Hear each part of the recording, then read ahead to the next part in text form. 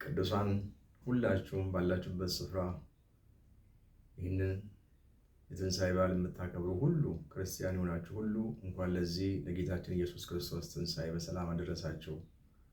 ይሄ እንግዲህ ዛሬ ሚያዝያ 4 የምናከብረው የጌታችን ኢየሱስ ክርስቶስ ትንሣኤ ነው።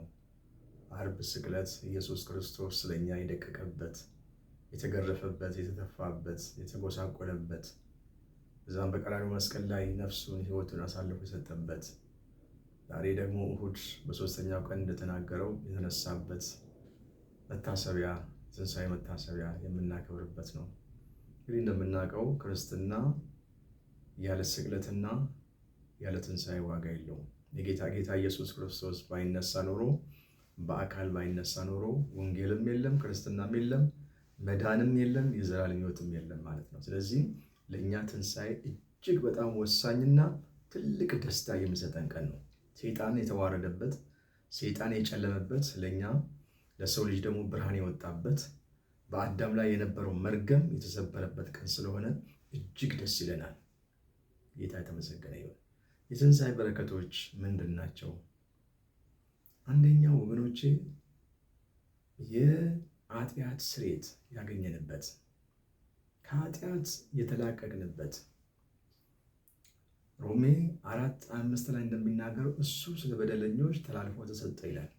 እሱ ስለ ኃጢአተኞች ሞተ ይላል። በሱ ሞት ምክንያት ኃጢአተኞች ነፃ ወጡ። በአዳም ኃጢአት ምክንያት በመርገም ስር የነበሩት፣ ሞት ስር የነበሩት ሁሉ ነፃ ወጡ።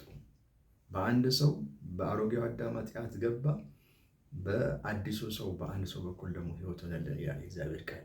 ስለዚህ የመጀመሪያው በረከት ምንድን ነው? ከኃጢአት እግዚአብሔር ከላከለን፣ የዘላለም ሕይወትን ሰጠን። ይሄ ነው።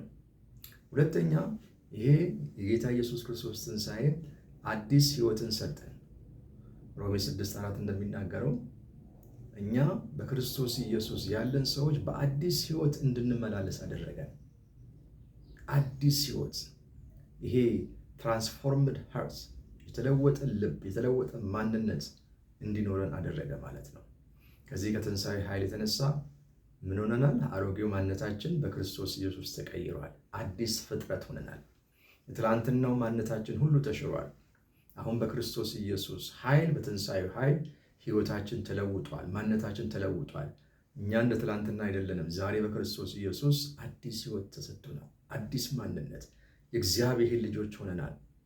ትላንትና ባሪያ የነበርን፣ ዛሬ ግን የእግዚአብሔር ልጆች በአዲስ መንፈስ፣ በአዲስ ራዕይ፣ በአዲስ አመለካከት እንድንመላለስ ትንሣኤው ኃይልን ሰጥቶናል። ጌታ የተመሰገነ ነው። ሌላው በአንደኛ ጴጥሮስ 1:3 ላይ እንደሚናገረው የማይጠፋ ሕያው ተስፋ ሰጥቶናል። ዘላለማዊ የሆነ ሕያው ተስፋ፣ ነገ ከሞት በኋላ የምንወርሰውን ኢየሩሳሌምን እግዚአብሔር ምን አድርጓል? ሰጥቶናል። ስለዚህ ክርስትና ምድራዊ የሆነ ነገር አይደለም። ሁላችንም ጌታን የምናመልከው በዚህ በምድር ላይ ላለው ነገር ለመውረስ አይደለም፣ ከእሱ ጋር ለዘላለም ለመኖር ነው። ጌታ የተመሰገነ ይሁን። ሌላው አራተኛው ሞት ተሽሯል። ይሄ ፊዚካል ዴዝ፣ ሰው አንድ ጊዜ መሞቱ አይቀርም። ነገር ግን ሁለተኛው ሞት ከክርስቶስ ኢየሱስ ትንሣኤ የተነሳ በክርስቶስ ኢየሱስ ያመኑት ሁሉ በስጋ እንኳ ቢሞቱ ነገር ክርስቶስ ኢየሱስ ስጋው ክብር ለብሶ እንደተነሳ፣ በክብር እንደተነሳ በክርስቶስ ኢየሱስ ያመኑትም ነገር ስጋቸው የሚበሰበሰው የማይበሰበሰው ለብሶ እንደሚነሳ አንደኛ ቆሮንቶስ ምዕራፍ 15 ላይ ቁጥር 54-55 እናገኛለን። ይሄ በስባሽ የሆነ ስጋችን፣ ሟች የሆነ ስጋችን፣ በኃጢአት ዛሬ የሚያሰቃየው ስጋችን ነገ ወይ ክርስቶስ ኢየሱስ ተመልሶ ሲመጣ ምንድን ነው የሚሆነው? የማይበሰብሰውን ስጋ፣ የማይበሰብሰውን ማንነት፣ ግሎሪፋይድ የሆነ ቦዲ ለብሰን እንደምንነሳ፣ ያ ደግሞ ከእግዚአብሔር ጋር እንድንሆን የሚረዳን፣ እግዚአብሔርን እያመለክን ለዘላለም እንድንኖር የሚረዳን በረከት ስለሆነ ይሄ ደግሞ የተገኘው ከትንሣኤው ኃይል የተነሳ ነው። ስለዚህ ወገኖቼ ተስፋችን እጅግ በጣም የላቀ፣ የዚህ ምድር ነገር የማያጠፋው፣ ሰው የማይወስድብን፣ ረሃብ የማይወስድብን፣ መከራ የማይወስድብን እግዚአብሔር ራሱ የሰጠን ተስፋ ስለሆነ ይህንን ተስፋ እያየን ትንሣኤን እናከብራለን ማለት ነው። መልካም ትንሣኤ በዓል ይሁንላችሁ።